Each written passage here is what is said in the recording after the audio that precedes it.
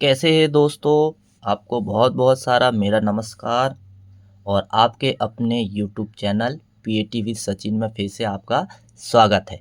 जैसा कि अभी एग्ज़ाम टाइम चल रहा है और हम पिछले वर्षों में जो प्रश्न पत्र आए हुए हैं वो सारी क्लास के देख रहे हैं, यानी कि 10वीं 11वीं और 12वीं। तो आज हम देखेंगे 10वीं का पेपर और यह 10वीं का पेपर विज्ञान का पेपर है और हम इसको पूरा समझेंगे कि कैसा प्रश्न आया था। और आज के इस वीडियो में हम सेट बी के बारे में देखेंगे। और ये देखिए विज्ञान का पेपर है, तो देखेंगे हम कैसा प्रश्न आया था, क्या क्या पूछा गया था। तो चलिए दोस्तों, बिना टाइम किए हुए हम आगे बढ़ते हैं। और ये मेरा वीडियो आपको पसंद आएगा तो आप लाइक शेयर और सब्सक्राइब ज़रूर करिएगा, क्योंकि मैं लगातार जो है 3 साल तक के पेपर डालने वाला हूँ। तो ये तो अपना हो जाएगा 2025 का, 24 का, 23 का भी मैं डालने वाला हूँ।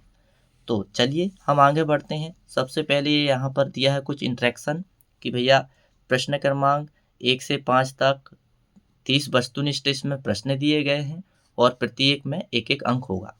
फिर 6 से 23 तक में आंतरिक विकल्प दिए गए हैं। फिर 6 से 17 तक प्रत्येक प्रश्न का उत्तर 30 शब्दों में हमें देना है और 18 से 20 तक के प्रत्येक प्रश्न का उत्तर लगभग 75 शब्दों में हमें देना है और 21 से 23 तक के प्रत्येक प्रश्न का उत्तर 120 शब्दों में हमें देना है और जहां आवश्यकता हो स्वच्छ एवं नामांकित चित्र भी हमें बनाना है। तो इस तरह से ये कुछ इंट्रैक्शन दिया था। तो चलिए हम आगे बढ़ते हैं और देखते हैं प्रश्न कैसा आया था। ये लीजिए, अभी हम सेट बी देख रहे हैं 10वीं का। तो सेट बी में हम देखेंगे, सेट बी में हमारे सामने पहले सत्ता सत्ता दिया हुआ है और सत्ता सत्ता में क्या पूछा है, हमारे शरीर में रसायनों का सर्वाधिक मात्रा में संचित होना जैव आवर्धन कहलाता है। ये बिल्कुल गलत है, जबकि इसकी परिभाषा ऐसी है कि खाद्य श्रृंखला में हानिकारक रसायनों की मात्रा का बढ़ना, न कि शरीर में रसायनों का समान संचय। यदि मैं ये कहूँ कि खाद्य श्रृंखला में हानिकारक रसायनों की मात्रा का बढ़ना जैव आवर्धन कहलाता है, तो इस तरह से इसका आंसर है। तो यहाँ पर ये गलत है।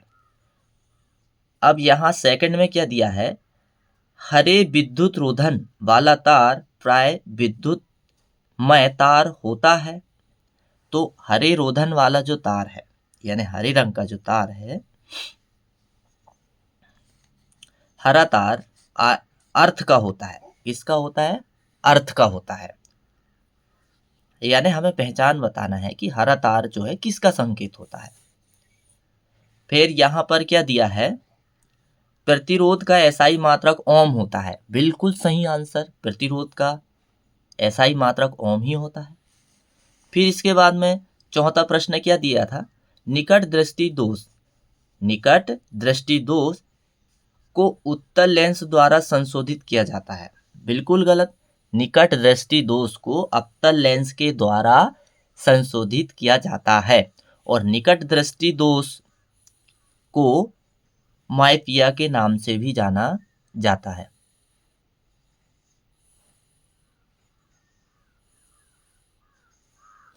तो ये तो हुआ था हमारा चौथा प्रश्न। पांचवा में क्या दिया है, विरल माध्यम में प्रकाश की चाल सघन माध्यम की अपेक्षा अधिक होती है। बिल्कुल सही, विरल माध्यम में जो है प्रकाश की चाल सघन माध्यम की अपेक्षा अधिक होती है। फिर इसके बाद में क्या दिया है, असंतृप्त हाइड्रोकार्बन से समानतः स्वच्छ ज्वाला निकलती है। बिल्कुल गलत, असंतृप्त हाइड्रोकार्बन से समानतः अस्वच्छ ज्वाला निकलती है। अब स्वच्छ ज्वाला क्या, स्वच्छ यानी नीली ज्वाला, स्वच्छ यानी नीली ज्वाला संतृप्त हाइड्रोकार्बन से निकलती है, असंतृप्त से नहीं। तो ये थे हमारे सत्ता। अब हम क्या देखने वाले हैं, सही जोड़ी। तो सही जोड़ी में देखिए क्या पूछा था, बहुत इजी सही जोड़ी आई थी 2025 के इस कक्षा 10वीं के पेपर में। तो दोस्तों ऐसे तो मैं आपको जो है लगातार 3 साल के पेपर अवेलेबल कराऊंगा, एक विषय के, 10वीं के हो, 11वीं के हो और 12वीं के हो। तो आप मेरे हर वीडियो को जरूर देखें, क्योंकि लगातार जो है 3 या 4 साल के पेपर से ही प्रश्न पत्र बनता है। ये मेरा एक्सपीरियंस है और आप भी अच्छे से जानते हो। तो चलिए हम हल करते हैं। क्या दिया हमारे सामने? सही जोड़ी दी हुई है, एक साइड कॉलम आ है, एक साइड कॉलम बा है। अब देखते हैं क्या है। तो पहले क्या पूछा था कि ऑक्सीजन रक्त लाने और ले जाने का शरीर में कौन काम करता है, इसके बारे में हमसे पूछा गया है। तो ऑक्सीजन रक्त जो है, यानी ब्लड के साथ में ऑक्सीजन लाने ले जाने का काम सिरा का रहता है। अब सिरा का और क्या काम रहता है कि हृदय से शरीर में ऑक्सीजन मिला हुआ रक्त ले जाती है। कौन ले जाती है? सिरा। अब अगला क्या दिया है? बी ऑक्सीकृत रक्त, जो ऑक्सीजन उपयोग हो जाती है और रक्त की, और वो उसमें ऑक्सीजन खत्म हो जाती है, तो ऐसे रक्त को भी ऑक्सीकृत रक्त कहा जाता है। तो उसको लाने ले जाने का काम कौन करता है? धमनी करती है। ऑक्सीजन रहित रक्त को हृदय से ले जाने का काम धमनी करती है। अब यहाँ पूछा है कि द्विलिंगी पुष्प बताइए। द्विलिंगी पुष्प मतलब ऐसा पुष्प जिसमें नर और मादा दोनों एक ही पुष्प में उपस्थित हो, द्विलिंगी पुष्प कहलाता है। और ऐसे पुष्प में स्वपरागण की क्रिया होती है। तो यहाँ पर गुड़हल का पुष्प है। किसका पुष्प है? गुड़हल का पुष्प है। फिर इसके बाद में एक लिंगी पुष्प है, जिसमें या तो एक पुष्प में नर होता है उपस्थित या तो मादा होता है। लेकिन कभी कभी एक ही प्लांट में दोनों उपस्थित होते हैं, लेकिन दोनों का स्थान अलग अलग होता है। जैसे मक्का में नर सबसे ऊपर रहता है और मादा जो है नीचे रहता है, जिसे हम भुट्टा बोलते हैं। ऐसे भी आप समझ सकते हैं। तो 4th नंबर का प्रश्न क्या है? एक लिंगी पुष्प। एक लिंगी पुष्प में एक लिंगी पुष्प में ज्यादातर जो है पपीता आता है। क्या आता है? पपीता। अब संतरा के बारे में पूछा है। संतरा खट्टा होता है, तो सीधी सी बात है इसमें अम्ल ही होगा। तो इसमें कौन सा अम्ल पाया जाता है? सिट्रिक अम्ल। खट्टा फलों में सिट्रिक अम्ल ही होता है। चींटी का डंक, तो चींटी का डंक में पूछा है कि भाई चींटी के डंक में कौन सा अम्ल पाया जाता है? मेथेनोइक अम्ल पाया जाता है, या फार्मिक अम्ल के नाम से भी इसे जाना जाता है। ये हमारी सही जोड़ी हुई। अब हम देखने वाले हैं एक शब्द या एक वाक्य में उत्तर। पहला क्या दिया है? CaOCl2 यौगिक का प्रचलित नाम लिखिए। तो इस यौगिक का प्रचलित नाम है ब्लीचिंग पाउडर। दूसरा में क्या दिया था? कौन सी एक धातु आसानी से संक्षारित नहीं होती है? तो वो सोना या चांदी, यह धातु जो है आसानी से संक्षारित नहीं होती है। तीसरे नंबर में क्या दिया था? मिश्र धातु क्या है? मिश्र धातु यानी नाम से ही पता चल रहा है, ऐसी धातु का नाम बताओ जो 2 या 2 से अधिक धातु को मिलकर बनी हो। ऐसी धातु मिश्र धातु कहलाती है। अभी हमें एक वाक्य या एक शब्द में उत्तर देना है। 2 या 2 से अधिक धातुओं या धातु या अधातु का मिश्रण मिश्रित धातु कहलाता है। अब 4th नंबर में क्या दिया था? हमारे मस्तिष्क का कौन सा भाग सुगंध का पता लगाता है? कि जैसे हमारे यहाँ रसगुल्ले बन रहे हो या समोसे बन रहे हो या बड़े, इसका पता कौन लगाता है? तो इसका पता लगाता है खुशबू से सेरेब्रम जो होता है, मानव मस्तिष्क का एक भाग है, तो इससे हमें खुशबुओं का पता लगता है। फिर नंबर 5वां में क्या दिया है? 2 तंत्रिका कोशिकाओं, जिसे हम तंत्रिका कोशिका को इंग्लिश में न्यूरॉन बोलते हैं, के मध्य अंतर्ग्रंथन यानी सिनेप्स में कौन सी क्रिया होती है? तो 2 तंत्रिकाओं कोशिकाओं के मध्य, जिसे सिनेप्स कहते हैं, उनमें रासायनिक क्रिया होती है। इसके बाद में हम देखेंगे 6वें नंबर का, विद्युत शक्ति का व्यापारिक मात्रक लिखिए। तो 6वें नंबर का हम देखेंगे विद्युत शक्ति का व्यापारिक मात्रक लिखिए। यानी विद्युत की जो ऊर्जा है उसको नापा जाता है। किससे नापा जाता है? वाट से नापा जाता है। किससे नापा जाता है? वाट से। तो ये हमारे थे एक वाक्य या एक शब्द में उत्तर। अब हमारा आता है सही विकल्प। सही विकल्प बी सेट में लास्ट में दिया है 4th नंबर पे।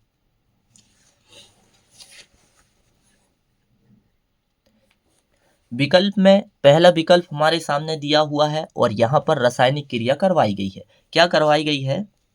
यहाँ पर दिया है पोटेशियम हाइड्रोक्साइड से सल्फ्यूरिक एसिड यानी H2SO4 से क्रिया कराई गई और क्रिया कराने के बाद ये यहाँ पर अगला रासायनिक बंध बना। और अब इस बंध बना तो यानी कि हमसे ये पूछा जा रहा है कि जब ऐसी क्रिया होती है तो यह कौन सी क्रिया कहलाती है। तो अम्ल और क्षार जब आपस में आयनन होता है तो कौन सी क्रिया कहलाती है, ये हमसे पूछा गया है। तो ऐसी क्रिया को उदासीनीकरण क्रिया भी कहा जाता है। ऐसी क्रिया को कौन सी क्रिया? उदासीनीकरण की क्रिया भी कहा जाता है। अब दूसरा हमसे प्रश्न क्या पूछा था कि कोई विलयन नीले लिटमस को, यानी लिटमस जो पेपर होता है, अम्ल और क्षार पता करने के लिए हम उसका उपयोग करते हैं। तो कोई विलयन नीले लिटमस को लाल कर देता है। जब कोई विलयन जो है नीले लिटमस को लाल कर देता है तो इसका पीएच मान संभवतः क्या होगा? तो इसका पीएच मान जो होगा 1 होगा, यानी कि विलयन कैसा होगा? अम्लीय होगा। कैसा होगा? अम्लीय होगा। नीचे साइड में मैंने कुछ पहचान दिया हूँ, अब वो पहचान क्या है देखो। नीला लिटमस लाल होना ये अम्लीय विलयन की पहचान है। अम्लीय विलयन का पीएच मान 7 से कम होता है। फिर इसके बाद में हमारे सामने जो है तीसरा प्रश्न दिया हुआ है और वो तीसरा प्रश्न क्या है कि निम्नलिखित में से उभयधर्मी ऑक्साइड का उदाहरण कौन सा है? अब उभयधर्मी यानी इसका मतलब क्या होता है? जो अम्ल एवं क्षार दोनों से अभिक्रिया करे ऐसे पदार्थ क्या है? उभयधर्मी कहलाते हैं। तो ऐसे रसायन जो है एल्युमिनियम ऑक्साइड, यानी ये यहाँ सूत्र दिया सी नंबर में, एल्युमिनियम ऑक्साइड उभयधर्मी ऑक्साइड का उदाहरण है। अब हमारे सामने जो है चौथे नंबर का क्या दिया था कि मस्तिष्क उत्तरदायी है। तो मस्तिष्क क्या क्या काम करता है शरीर में, ये हमसे पूछा गया है। ये बायोलॉजी का प्रश्न है।